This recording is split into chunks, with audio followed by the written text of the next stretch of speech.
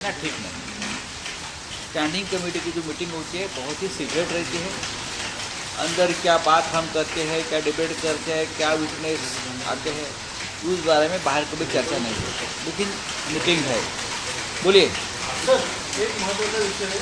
आपका हिंदी में और कुछ है? हिंदी में सर बहुत कुछ, आप पहले मराठी में कर लो, ठीक है। पहले एक महत्त्वाचा विषय आहे, 1 वर्ष आज पूर्ण झालेलं आहे। 30 जून हीच गेल्या वर्षी तारीख होती ज्या दिवशी मुख्यमंत्री म्हणून एकनाथ शिंदे आणि उपमुख्यमंत्री म्हणून देवेंद्र फडणवीस यांनी शपथ घेतली होती। आज 1 वर्ष पूर्ण झाले। या 1 वर्षामध्ये तुम्ही कसं बघता? आम्ही त्या सरकारकडे सरकार म्हणून पाहतच नाही।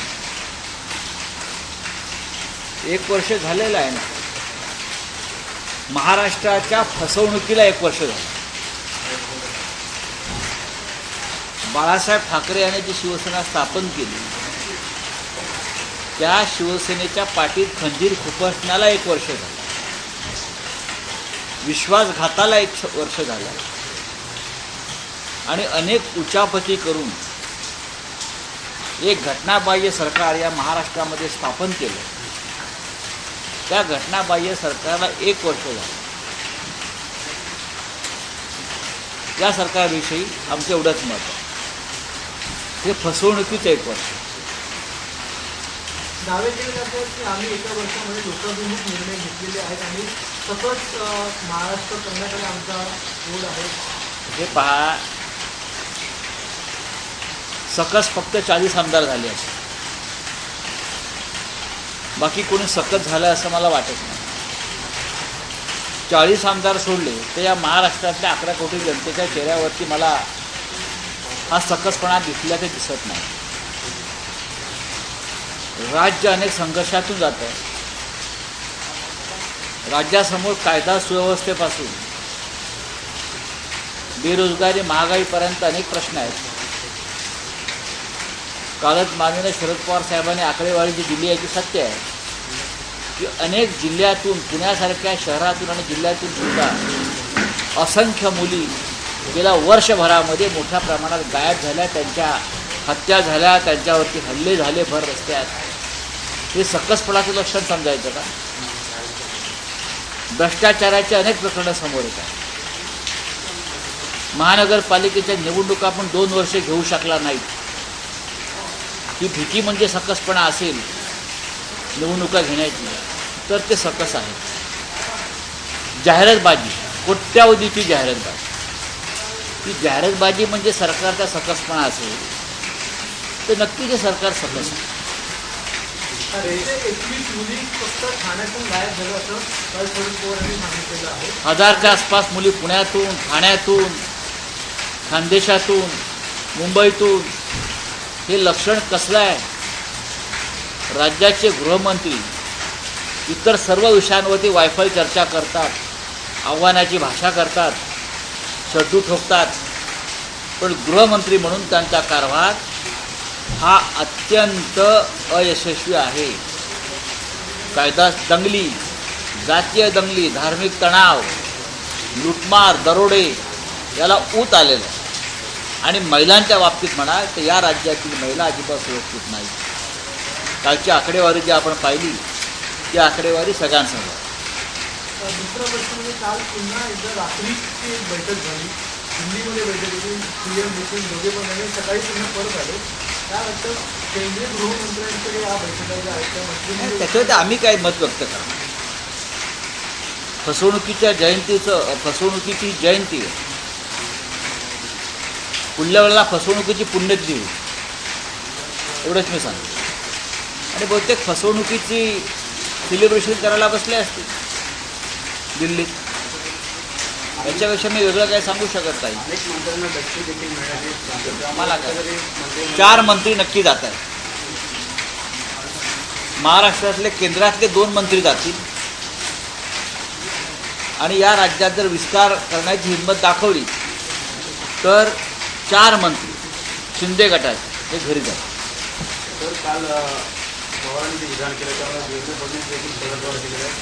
बघा, हे पलटवार आणि वार सोडून द्या। शरद पवार साहेबांनी जे सांगितलेलं आहे ते 100% सत्य आहे। महाराष्ट्रामध्ये राष्ट्रवादी राजवट लावण्यात आली, आम्ही त्याचे साक्षीदार आहोत। त्यावेळेस राष्ट्रवादी राजवट कशी निघेल याच्याविषयी आम्ही सगळेच चिंतेमध्ये होतो.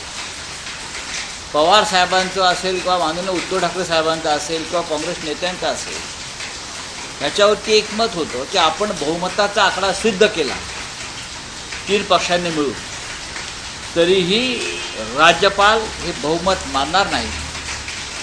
राज्यपाल वेळकाढूपणा करतील. केंद्र सरकार राष्ट्रपती राजवट काढणार नाही, आपल्याला झुलवत ठेवतील, ते बहुमत मान्य करणार नाही.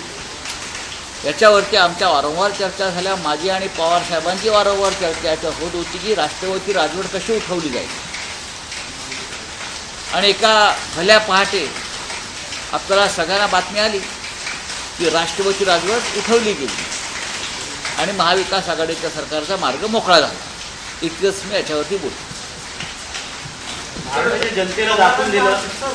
गुगली पवार पवारांची एकाच वेळेला गुगली आणि शिक्ष हे दोन्ही होतं. आणि मी मागे एकदा म्हटलेलं आहे की शरद पवारांना समजून घेण्यासाठी भारतीय जनता पक्षाच्या या नेत्यांना 100 जन्म घ्यावा लागला. त्याच्यावर टीका झाली माझ्या या वक्तव्यावर. आजही मी त्या मताशी ठाम. पवार साहेबांनी ही गुगली टाकली नसती किंवा हा सिक्सर मारला नसता तर या महाराष्ट्रातली राष्ट्रवादी राजवट ही जोपर्यंत एखादं वेगळं खोके सरकार येत नाही तोपर्यंत कायम राहिलं. बहुमताला त्यांनी मान्यता दिली नसती आणि राष्ट्रवादी राजवट उठवण्याचा प्रश्न निर्माण झालाच नसता. त्याच्यामुळे पवार साहेबांनी जी गुगली टाकली त्या गुगलीला देवेंद्र फडणवीस आणि त्यांचा पक्ष हा वारंवार क्लीन बोल्ड झाला, all out. Sir, Sharad Pawar साहब ने गुगली फेंकी थी था 2019 में बीजेपी से बात हुई थी, देवेंद्र फडणवीस की गुगली है, क्या कहना है? देखिए, भारतीय जनता पार्टी के वरिष्ठ नेता उनसे बातचीत कर रहे पवार साहब से. ये पवार साहब ने हमको बताया था कि बीजेपी के लोग भी एनसीपी से बातचीत कर रहे हैं और हम लोग बात कर रहे हैं, लेकिन सरकार तो बनेगी महाविकास आघाड़ी. ये भी पवार साहब ने कहा था. पवार साहब ने प्रधानमंत्री जी को जाकर भी ये कहा था दिल्ली में, मैं विटनेस हूँ उस वक्त, ये बीजेपी और एनसीपी की जो बात हो रही है वो आगे नहीं जाएगी, हम शिवसेना कांग्रेस के साथ सरकार बना रहे हैं, ये पवार साहब ने कहा. बात रही राष्ट्रपति शासन जो महाराष्ट्र में उस वक्त चल रहा था, वो बहुत गंभीर बात थी. उद्धव ठाकरे जी, शरद पवार साहब और हम सब लोग जब बैठते थे तब ये मुद्दा था कि चाहे हम बहुमत सिद्ध भी करें 3 पार्टी, फिर भी यहाँ के राज्यपाल हमारे बहुमत को मान्यता नहीं देंगे. दिल्ली का आदेश से वो काम करेंगे और केंद्र सरकार यहाँ का राष्ट्रपति शासन किसी भी हालत में उठाएंगे नहीं. तो क्या करना चाहिए, उस बारे में हमारी बातचीत हमेशा चलती रही. बार बार पवार साहब और हमारे में चर्चा होती रही. लेकिन एक दिन सुबह अचानक आपने देखा होगा, सूरज उगाने से पहले ही राष्ट्रपति राजवट निकाल दी गई. ये गुगली थी, एक सिक्सर था, अब जो भी कहिए, लेकिन ये हुआ, ये सच है. लेकिन उसमें विकेट तो फडणवीस साहब की गई ना, और उस 3 साल से वो रो रहे हैं. अभी भी वो झटके से बाहेर नाही आले. खऱ्या अर्थाने तोंडावर पडले. मी याचं असं बोलणार, सर, या राजकारणाचा एक भाग असतो. तमिलनाडु के गवर्नर ने जो सेंथिल बालाजी हैं उनको कैबिनेट से बर्खास्त किया, क्या कहना है? ये गलत है. कैबिनेट से किसी को बर्खास्त करना, निकालना, ये मुख्यमंत्री का अधिकार होता है. महाराष्ट्र में भी हमने नवाब मलिक मिनिस्टर थे, उनके ऊपर कुछ आरोप लगाए, लेकिन हमने उनका इस्तीफा सरकार ने नहीं लिया क्योंकि वो मुख्यमंत्री का अधिकार है. लेकिन जिस तरह से तमिलनाडु में वहाँ के राज्यपाल रवि, वो जो भगत सिंह कोश्यारी के बाप निकले, उनके भी बाप निकले. लेकिन भारतीय जनता पार्टी जिस तरह से राजनीति कर रही है, मुझे लगता है संविधान के खिलाफ हर स्टेट में जहाँ उनका राज्य नहीं है वहाँ संविधान के खिलाफ जा रही है. सर, आपने मणिपुर की बात उठाई थी. राहुल गांधी मणिपुर गए, रोका गया उनको, बाकी सब चीज़ें क्या कहना है? देखिए, अगर इस देश का एक प्रमुख विपक्ष के नेता जो कांग्रेस के पूर्व अध्यक्ष हैं, जो गांधी परिवार से है, वो अगर मणिपुर जाना चाहते हैं और लोग उनका स्वागत करना चाहते हैं तो उनको रोकना नहीं चाहिए। प्रधानमंत्री नहीं जा रहे, अमित शाह जाने से कोई फ़ायदा नहीं हो रहा है, केंद्रीय मंत्रियों के घर जला रहे हैं, तो कोई तो वहाँ जाकर लोगों से डायलॉग करना चाहता है, तो रोकने की बात क्यों आती है? चलिए, थैंक यू। मोर्चा असणार आहे. आपला आज हे म्हणजे भाजप हटाव मुंबई बचाव अशा प्रकारचा अड्रेस आहे आणि त्याला जोडून उद्याचा मोर्चा देखील आहे. काय वाटतं उद्याचा मोर्चा कधी तयार झाली आणि कशा प्रकारे हा मोर्चा आहे? उद्या सायंकाळी 4 वाजता मेट्रो सिनेमाकडून मरीन लाईन्स इथून या मोर्चाला सुरुवात होईल, आझाद मैदानापर्यंत. मोर्चाचं नेतृत्व युवा सेना प्रमुख, शिवसेनेचे नेते, तरुण नेते आदित्य ठाकरे करतील आणि मुंबईतून प्रचंड संख्येनं लोक या मोर्चात सामील होतील. ज्या पद्धतीनं या मुंबईचा कारभार सुरू आहे, महापालिकेमध्ये नगरसेवकांचं राज्य नसताना जी लूट सुरू आहे, रस्त्यापासून सगळ्या क्षेत्रामध्ये भ्रष्टाचार सुरू आहे, असे अनेक विषय आदित्य ठाकरे यांनी गेल्या काही दिवसात मांडले, तरी सरकारला जाग येत नाही. मुंबई शहर आणि मुंबई महानगरपालिका ज्या पद्धतीनं बदनाम करण्याचं षडयंत्र रचलं गेलेलं आहे, त्याविरुद्धसुद्धा ही गर्जना हा मोर्चा आहे आणि उद्याचा मोर्चा ही मुंबईकरांची ताकद दाखवणारा असेल. सर एक सवाल, जो सरकार को 1 साल हो गया है पूरा आज के लिए, और दूसरा जो मोर्चा जाने वाला कल करेंगे उसके ऊपर, ये 2 सवाल. महाराष्ट्र में कौन सी सरकार है? एक सरकार है, वो सरकार है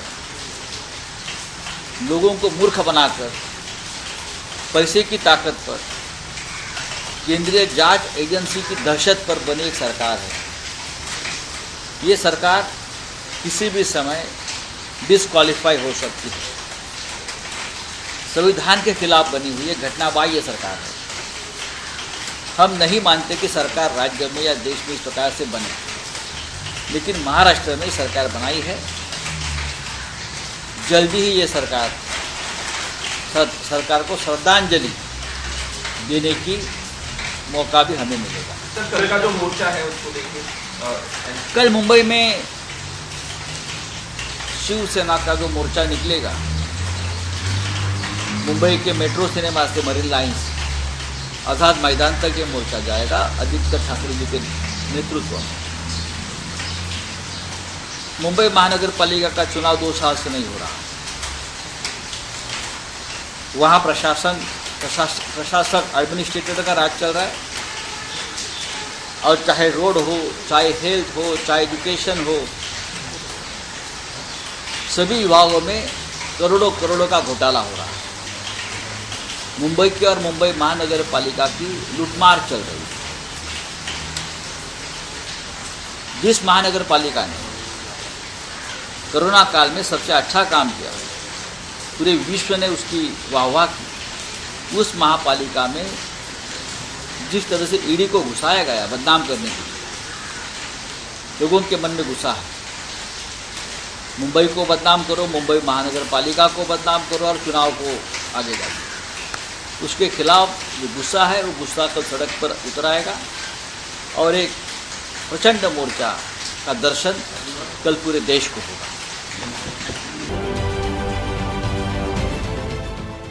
देश विदेशातील प्रत्येक घडामोडींचे लाईव्ह अपडेट मिळवण्यासाठी आता साम टीव्हीच्या सर्व सोशल मीडिया प्लॅटफॉर्मला लाईक, फॉलो आणि सबस्क्राईब करा. तसंच सर्व नोटिफिकेशनसाठी बेल आयकॉन प्रेस करायला विसरू नका.